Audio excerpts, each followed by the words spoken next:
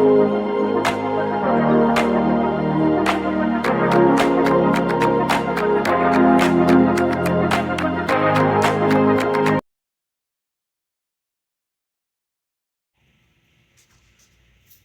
with Wolfman Luggage and Wolfman Threadworks to talk about the straps and then how to attach straps to a E or B base. Both identical, just the difference is the width of the seat section. So this section, E base narrow, B base is wider.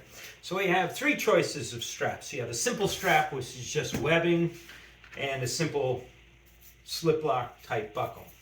We also offer volet straps. I use this one here is good for the TW7. It's a 25-inch in yellow because I'm part of Wolfman colors. So that's good for the TW7. The XL strap, this is an XL32. It's the longest strap they make. It's actually about 31.5 inches usable. From that hole to that point, it's about 31.5 inches. So I'm going to show you real quick, and it's very simple, how to put the straps on a base. Both are identical. So with a simple strap, which is just your webbing strap here, I like to put these on the top. So this is the top of the bag. This would be the top of the bag. I don't know how it would drape over the seat like so. This is the top, this is the bottom. This is forward to the motorcycle. This is the tail section. So with a simple strap, I just like to put these on. Real simple, get that out of the way. Always starts underneath here.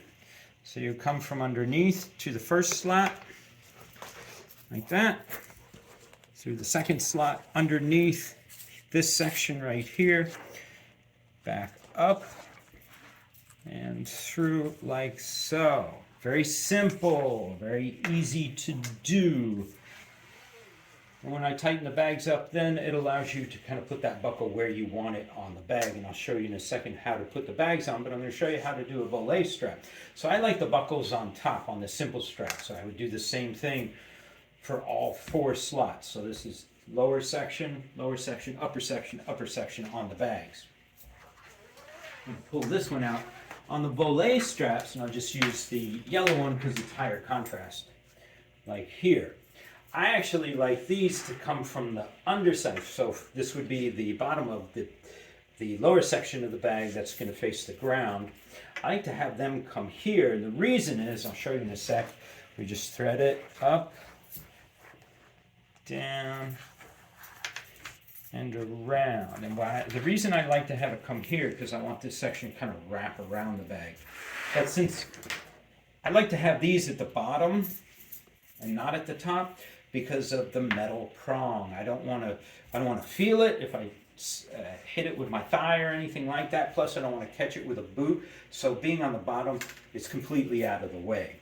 So, and that's how you would thread it, from underside to the right side, through to the underside to the right side, and then out the end, like so. So it gives you an idea. That's how it would look, and I would do all four. So I'm going to quickly do all four. We're going to put a bag, and then I'm going to show you how to attach a bag real quick. So this is an XL strap. Just going to thread it through. And I also like the buckle, the metal prong, to be just right at the edge of the base. Just like so. Like right here, and I'll show you why in a minute. Because volet straps, if you're not familiar with them, they have a little bit of inherent stretch to them. It's kind of like that stretch. So let's, just going to do this real quick. So it goes through the slots like that. Again, like so.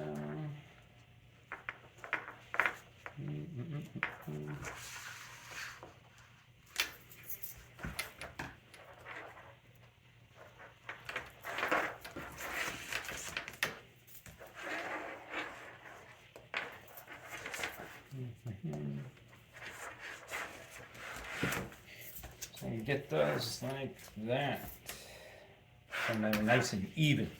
I'm going to grab this is a TW15, and I want to show you something about the bags because I need to describe something. Here we go.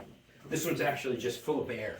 But this seam right here, I like to put the seam, which is the main seam, as these are made out of one piece of fabric, I like to put this seam at the bottom. So if it does rain, you don't have any additional seams on the top to collect water. But what I like to do, this patch of loop, which is the fuzzy, and hook, which is the grippy or the scratchy, this patch here is the exact dimension to fit right between the binding, the edge binding here, and the hook. So it would, by setting it up properly, the bag will always be centered. So I kind of angle it so I can see where I'm doing, and I just roll it in and give it a good press. And as you can see, we're right between, you know, that will just sit right in the middle, just like that, nice and tight. And so now the bag is held on with the hook and loop. Do not ride without straps. This guaranteed it's going to go away. This is just to hold it, to stabilize it, especially when you're loosening the straps and you're taking stuff out, the bag will stay. So we put the straps on, we put the bag on. Now let me just show you how to run the straps through. You've got this 3/4 inch webbing here, and there's slots in it. Identical thing on the other side, right here, and then there's this front patch. And I'll show you how it all goes together. So we're going to thread this through here, through the top patch, through the side slot, and through the buckle, right here. With excess, you can tuck that just nicely back through.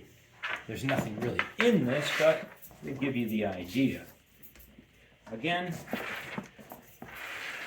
through the loop, through the front patch, the underside of the front patch, through the opposite loop, and then to the buckle, just like so. And these, we put the prong through a hole, they come back on themselves, and they catch. Now, what is this strap for? This is what I call the bag strap. This is stabilizes the bag kind of horizontally, so it doesn't go off.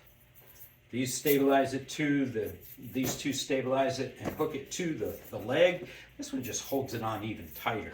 And the way we do that is just take the male buckle, slide it through the slots like so, and then I'll show you what this will do. Here, through like that. You can center it depending on how much roll you have. The top strap comes up.